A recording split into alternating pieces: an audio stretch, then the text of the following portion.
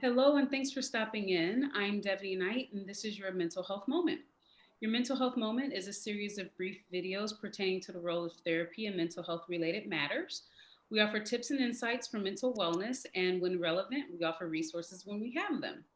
Please note that your mental health moment is not a substitute for professional therapy.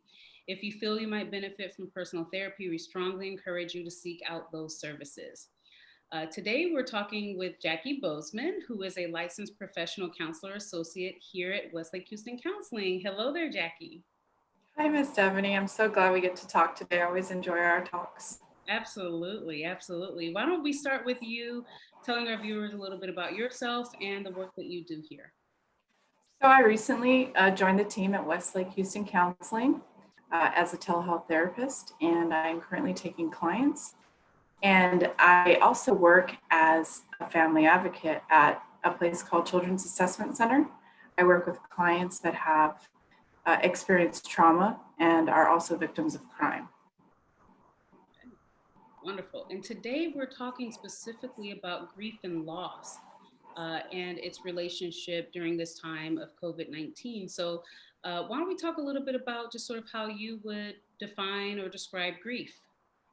I see grief as more than just the bundle of excruciating, painful emotions that come with it, but it's a process, and each person goes through grief with a very unique approach. So, uh, whatever the reason is for the grief can kind of determine how someone is dealing with the grief.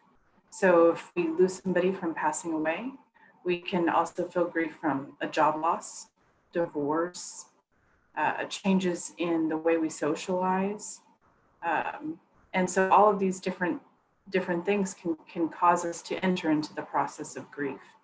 And I feel like when grief is fully explored, we can heal and transform.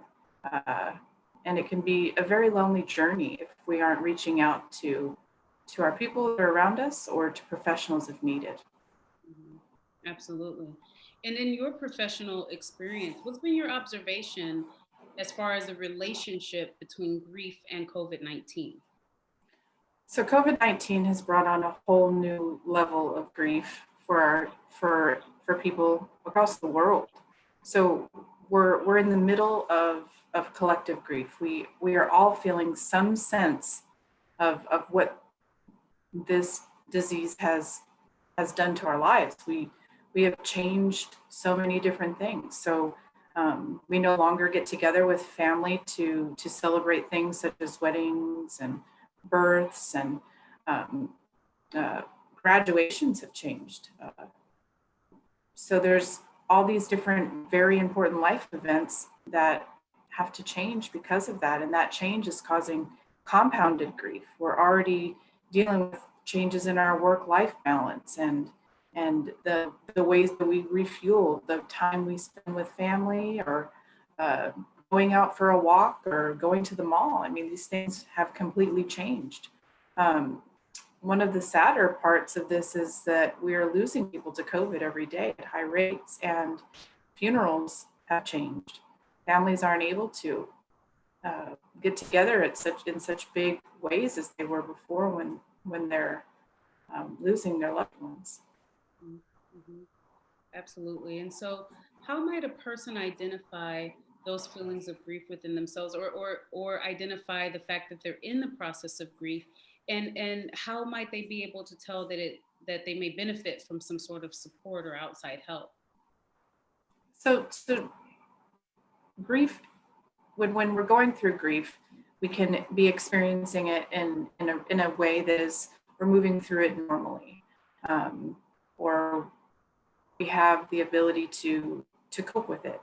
And so if somebody's needing to get help with that process, they're going to be able to identify it, excuse me, if they have feelings of severe sadness, emptiness, and hopelessness.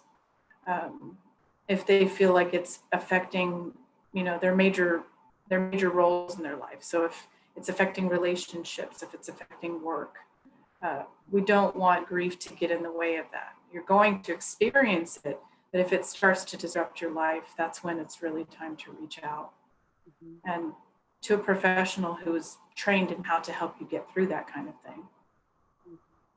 Cool, cool. And do you have any tips or just insights you can offer someone who may be struggling in that process that you're describing?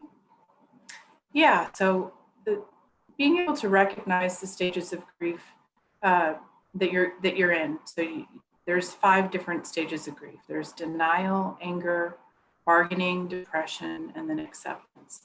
And so denial, you're at the point where you don't even want to believe this has occurred. And then in the second stage, anger, you're upset. You're like, why has this happened? Why am I experiencing this loss? It's like a why me? It's a natural part of the process. And then bargaining is when you do this, like, okay, God, like if you just give them back to me, I promise I'll never do this or that. Or if I just do this, then I won't have to experience this pain. And then depression. So that is a natural part of the process, but that's where you can get into a lot of trouble. And if that gets out of control. And then from depression, you move to acceptance. Another important thing to remember is that this isn't a linear process.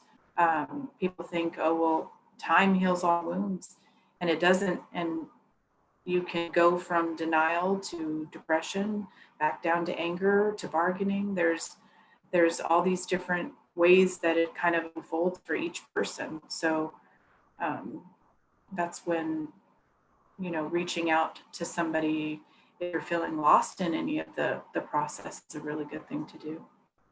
Yes, yes. It's really important those different stages as they are unique to the process of loss and grief for sure. And so in your work with clients as a therapist, can you talk a little bit about your approach and your style to working with clients who might be struggling with grief and loss? Yeah, definitely. I consider my role as a therapist uh, to be there to foster a therapeutic relationship that really allows for change and growth to occur. And because we're in this process of grief, when I'm dealing with a client who's going through such a significant loss, I'm there to help them identify their strengths and build on those. So finding a way to use their unique qualities to get through the process, because we can't avoid it. We have to move through it. And so, for example, if somebody has like an artistic side to the personality, and they're struggling at some stage of grief, well, then I try to offer up that part of them and say, you're very artistic. Have you thought of doing something with that gift that you have to honor your family member that you lost? And just finding those different ways where, when you're in the midst of grief, sometimes it's really hard to see what are my strengths and what can carry me through this process. Absolutely. I love that collaborative approach to using client strengths to build and reinforce that sense of healing. Wonderful, wonderful. Well, thank you so much, Jackie, for all of this information. So useful and so helpful. And you're also, again, accepting new clients, offering help. I am accepting new clients. Very, very happy to. All right, wonderful. Well, thank you so much again. Really appreciate it. Thank you too. All right.